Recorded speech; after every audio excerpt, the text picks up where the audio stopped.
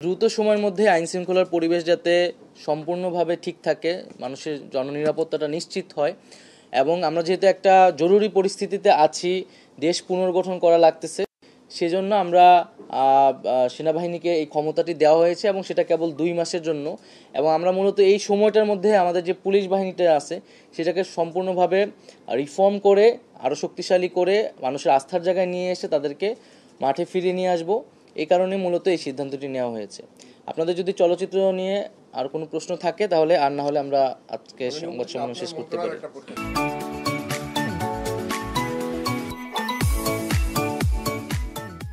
আমরা fact checking নিয়ে কিন্তু বিভিন্ন অংশীজনের সাথে কথা বলছি এবং আমরা মিডিয়ার সাথেও কথা বলছি, যাতে এই যে ফ্যাক্ট চেকিং বিষয়টাকে আমরা কীভাবে আরও শক্তিশালী করতে পারি। সোশ্যাল মিডিয়ায় এই ধরনের যাতে গুজবগুলা আর ভেরিফিকেশন করে যাতে মানুষের কাছে সত্যটা উপস্থাপন করা যায়, মানুষ যাতে গুজব বা মিথ্যা দ্বারা প্রভাবিত না হয়, সে বিষয়ে আমরা ফ্যাক্ট চেকিং নিয়ে নতুন করে ভাবছি এবং একটা সেল করার পরিকল্পনা করতেছি।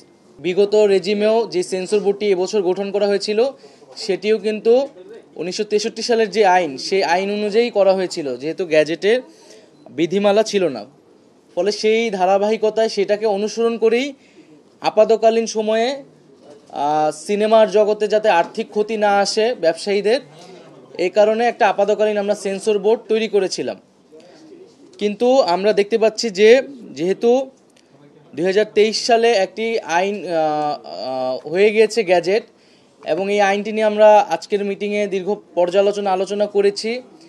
এখানে আইন মন্ত্রণালয়ের পক্ষ থেকেও প্রতিনিধি ছিলেন। তো সকলের মতামতের ভিত্তিতে আমরা সিদ্ধান্ত নিয়েছি যে আমরা যে সেন্সর শব্দটিকে, সেই শব্দটিকে আমরা বাদ দিয়ে দিচ্ছি এবং আমাদের যেই 2023 সালের আইন, বাংলাদেশ চলচ্চিত্র সার্টিফিকেশন আইন, সেই আইন অনুযায়ী আমরা দ্রুত সময়ের মধ্যে প্রজ্ঞাপন দিয়ে এই সার্টিফিকেশন বোর্ডটাকে পুনর্গঠন করব। এবং সেক্ষেত্রে বলে রাখা ভালো যে 2023 সালের যে আইনটি রয়েছে, বাংলাদেশ চলচ্চিত্র সার্টিফিকেশন আইন, সেই আইনটিও কথা অনেক ত্রুটিপূর্ণ। সেই আইনের অনেকগুলো ত্রুটি নিয়ে প্রাথমিকভাবে এখানে আলোচনা হয়েছে এবং সেই আইনটিও নানা অংশীজনের সাথে আলোচনা করে সংশোধনের জন্য আমরা কাজ করব। সেই প্রস্তাবনা তৈরি করা হবে। তবে আপাতকালীন আমাদের সিনেমার জগতের যাতে আর্থিক ক্ষতি না আসে, এবং যেহেতু প্রচুর সিনেমা আসলে পেন্ডিং রয়েছে, সেগুলোকে দ্রুত মুক্তির ব্যবস্থা করার জন্যই আমরা এই যে সার্টিফিকেশন বোর্ড, সেই সার্টিফিকেশন বোর্ডটি পুনর্গঠন করা হবে প্রজ্ঞাপনের মাধ্যমে, এবং আইনের সাথে সাংঘর্ষিক হবে না, এইভাবে প্রজ্ঞাপন দিয়ে আমরা আপাতকালীন কাজ শুরু করব। তো এটি ছিল আমাদের সেন্সর বিষয়ে আমাদের অবস্থান। এবং যদি আপনাদের কোনো বক্তব্য থাকে সাংবাদিকদের পক্ষ থেকে তাহলে আপনারা বলতে পারেন। হ্যাঁ, বাংলাদেশ চলচ্চিত্র সার্টিফিকেশন আইন অনুযায়ী আমরা সার্টিফিকেশন বোর্ড করে দ্রুত সময়ের মধ্যে প্রজ্ঞাপন দিয়ে একটা সার্টিফিকেশন বোর্ড করব, এই সেন্সর বোর্ডকে পুনর্গঠন করে।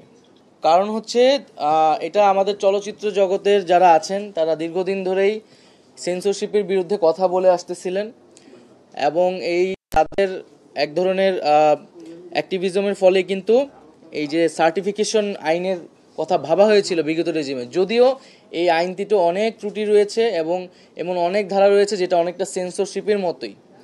কিন্তু যেহেতু এটা গ্যাজেট হয়ে গেছে, ফলত আগের আইনে আসলে সেন্সর কার্যক্রম করাটা এখন সম্ভব নয়, বৈধ নয়।